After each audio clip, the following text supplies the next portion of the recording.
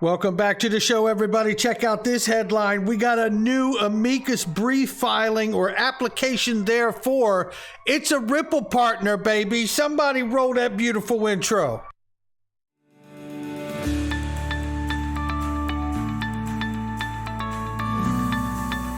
Digital Perspectives with Brad Kimes. Come on in.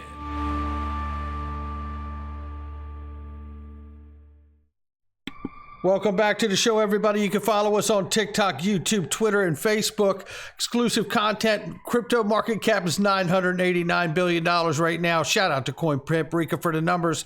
Bitcoin right now, 19,700. Ethereum is 1,300 plus. XRP is 47 cents at the number 6 spot. We're going to hear from a technical analyst before we get out of here. A lot to go over today. I want to remind you right now, the gold-based alternative to banking. Hashtag GoldFi, building a bridge currently from crypto to gold. How about that? It's Clint Pay.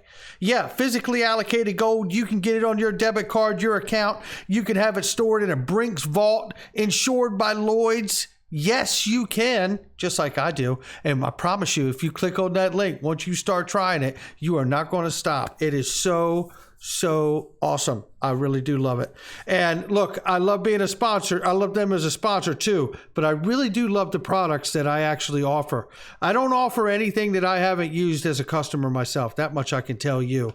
Let's get into this because the economy is lining up to go down the drain, according to almost everybody these days. Credit Suisse says they are looking for a global economic outcome that is dire and is worst is yet to come. Then we have this on top of it. Eurozone inflation reaches 10%, the highest ever recorded. Now, we already know that the UK is in trouble. We covered that yesterday. We know other places around the world are in trouble. Argentina and many other places around the world that are hurting. Iran, I believe it was, we reported yesterday, is looking to repeg their currency. Not good, ladies and gentlemen.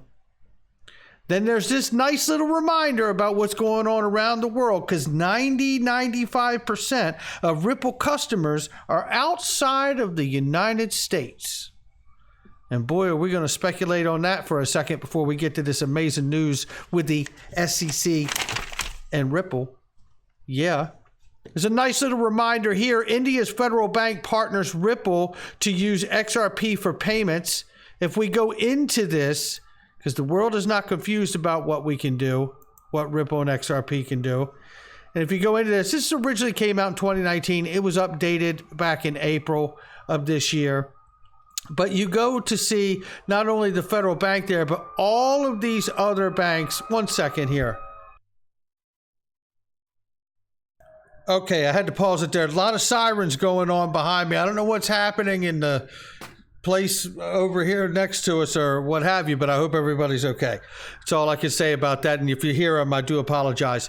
But let's keep going here because I want to keep going and show you that this reminder, even though it was older news, I'm reminding everybody because we know that there is stress around the world economically, and it is on the monetary system. It is on the fiat currency money of the world, not just one place. It is everywhere, and it is becoming systemic. And I'm reminding everybody of this relationship here with Ripple over in India. And what's interesting about that to me is we keep hearing this news come up about BRICS coalition for which India is a part of.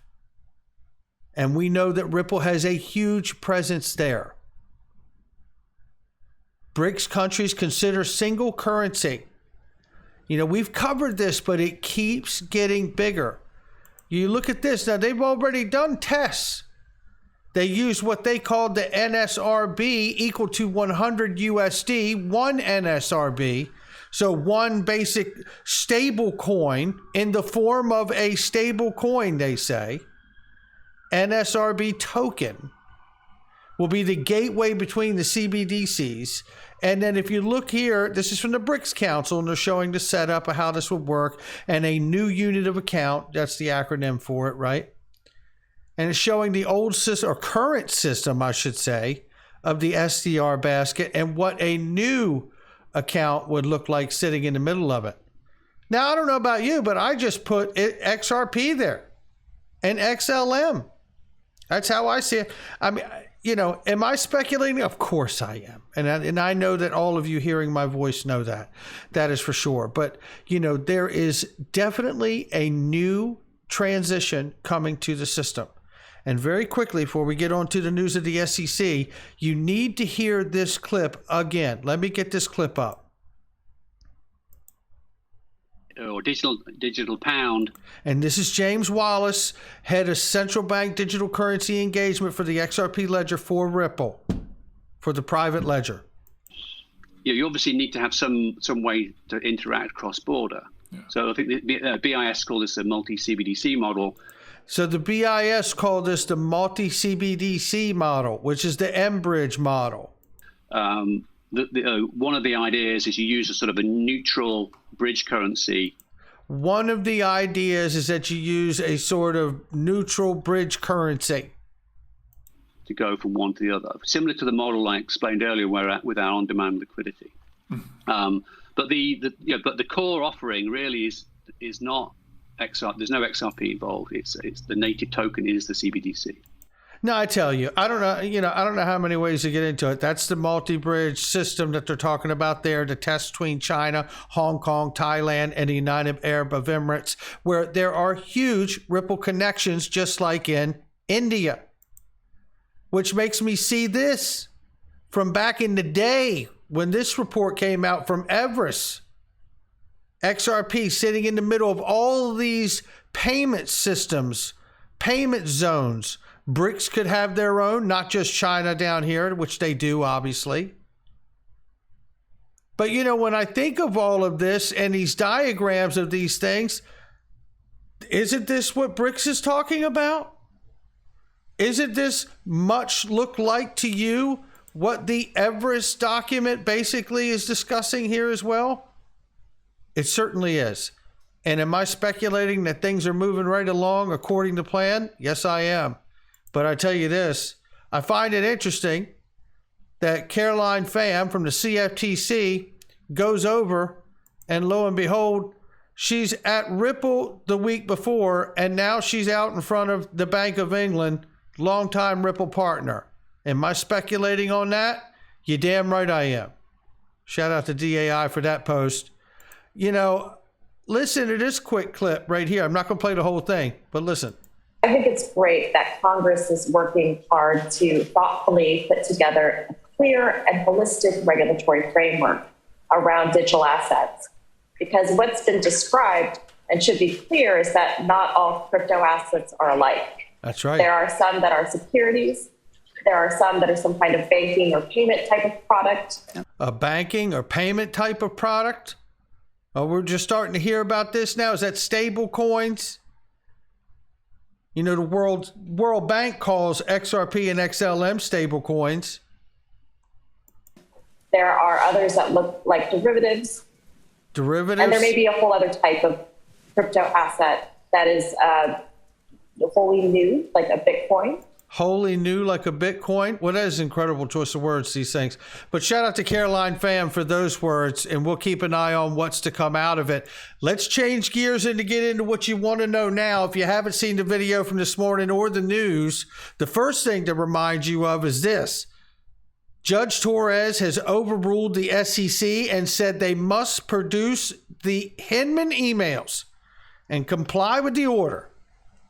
We will let you know what happens on that front. And then this broke, obviously from Jim. Shout out to you, Jim.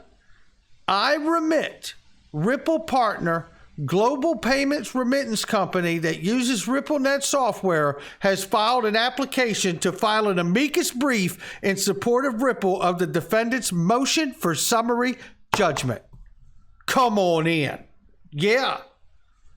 There's only one real way to say this. Boom. Yeah. The only thing I had to add to this, honestly, was and listen, first of all, here's the takeaway right here. Shout out to Cowboy.Crypto and Mr. I for sharing this over here. Simply put, the market participants like I Remit do not use XRP as investment of any kind. Rather, it is used as a tool for payments, transfers. Sounds a lot like Caroline was talking about, and maybe even the World Bank. It is used because of its speed, efficiency, and security. How about that? That's from iRemit.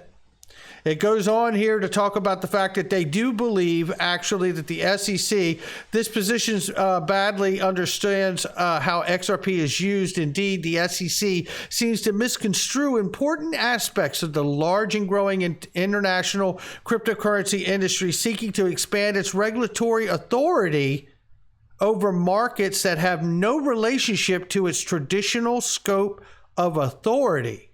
Come on in. Simply put, this is the application to file Amicus brief. This is amazing. Market participants like iRemit do not use XRP as investment of any kind. Rather, it is a tool used for payments transfer, used because of the efficiency and security and scalability, right, and all that to go with it. Not because of any expectation to inherent value will increase over time, the way in which iRemit uses ODL, which in turn uses XRP and the XRP ledger, demonstrate that these are not facts.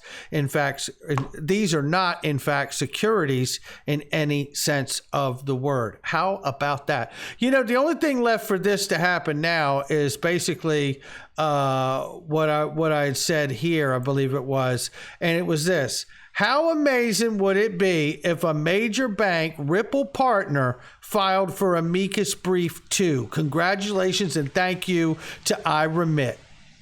Think about it. Think about if the Bank of England, where Caroline Pham was just standing in front of 1 week after being in a Ripple office, years-long partner, Bank of England, were to file for a Amicus brief. Or the Republic of Palau. Or the Central Bank of Bhutan. Imagine this. I'm not saying it's going to happen. I'm just saying it's inspiring seeing what iRemit has done and what would happen if we had several others out here do it as well. Wow. Remarkable nonetheless where it is. Let's take a look at price, because with all the fundamental news coming in, now's the time I want to watch price, whether it's going up or down. Right here, Dark Defender tells us if we don't get above 55 cents, we don't really have a conversation about anything going up, right? So that's pretty much the long and short of it right there. Now, that's not financial advice from him, me, or anyone else. I'm just sharing my digital perspectives. Go iRemit. Who else might follow? I'll catch all of you on the next one.